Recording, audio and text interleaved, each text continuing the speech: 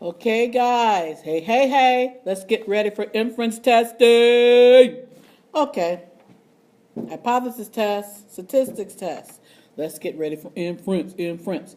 Okay, so as you can see right here, this is page 10 of your notes.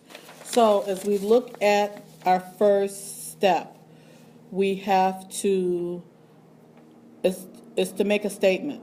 So make a statement, name the test. Okay, one sample t-test, one proportion z, all of that stuff. Define the parameter. So is it a mu? Is it a p? And then don't forget here to state the HO and the HA. And the reality is you should state that before you do the parameter. That makes sense, right? The next step, conditions and assumptions. Here is our plan, but as we make the plan, we've got to make sure that it's SRS or RS, a random experiment. Independence, remember we're looking at the 10% rule. And the normality is going to change based on looking at the particular test. And since this is a generic hypothesis test procedure, I'm just going to leave it like this. Next, do the calculation. So let's do the math. You guys are always asking, where's the math, where's the math? Actually, you haven't asked that in a couple months. Okay, so as I look at this, here's my test statistic. That's going to be my Z, my T, my chi when it's applicable. We got to find the p-value. Okay, finding the p-value is based on the probability of that comes from your test statistic. Of course, we had to see what our alpha level is. Remember, this should have been determined at the very beginning. And then we've got to compare our p-value to our alpha level. And then we do that, which helps us with our conclusion. The whole premise behind what I just said right now, comparing your P to your alpha, is that we are going to reject or fail to reject the HO. And then based on that, then remember that is based on the p-value, we need to make a decision about the hypothesis, and we need to make sure, of course, that it's in context. So the conclusion always in context. Okay, now, this is just a blemish that I'm getting rid of right now. Which leads us to the next point of this video. Normality. Normality is now different. So, conditions and assumptions are all the same. SRS, random sample, random experiment. Independence, the 10% rule. That is applicable for every confidence interval and test we do. But what's going to change is normality. And in our case, all we're doing is for normality for the one proportion Z test, because that's what's coming, is we're taking the sample size times the population, and comparing that to N. So it's that large count condition.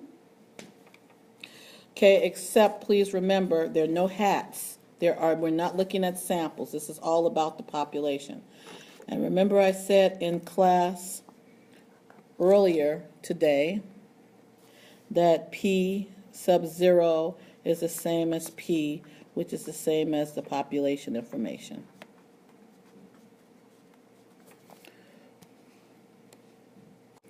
Now let's look at, I mentioned test statistic. I've never mentioned that before. Oh yeah, I have.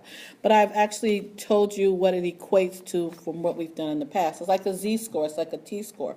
But what does it do? It measures how far a sample statistic diverges from the expected HO. So basically I'm saying if this is my particular sample, okay, let's look at what do I have hanging around. I've got Snapples, people. I've got Snapples. So here, 5% juice. Now, that is going to be the population.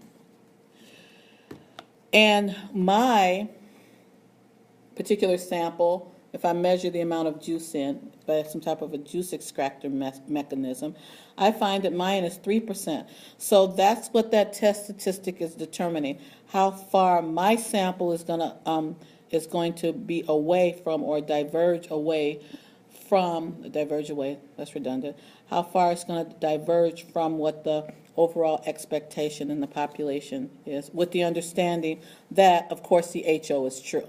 Well, everything's based on the HO is true. Why are we going to compare it to something that's false? It makes no sense. Okay, remember also, simply stated, these are the Z's and the T's, and this is standardized form. Now, as I continue on, as we look at the test statistic, the general formula, which is on your tan sheet that you're going to be given for the AP test, is this formula right here. The statistic minus the parameter divided by the standard deviation of the statistic. But for our new formula, which I'm about to highlight right now, our one sample Z proportion, this is our new formula, in which, remember I told you, P sub 0 is the population. And the question that you're going to be asking me over and over again, and I got you, is that what exactly, Yarbrough, how do I know that I use a hat or not use a hat? Well, this is the reality. You're not going to be given a proportion about the sample, so therefore you can't use what you don't have.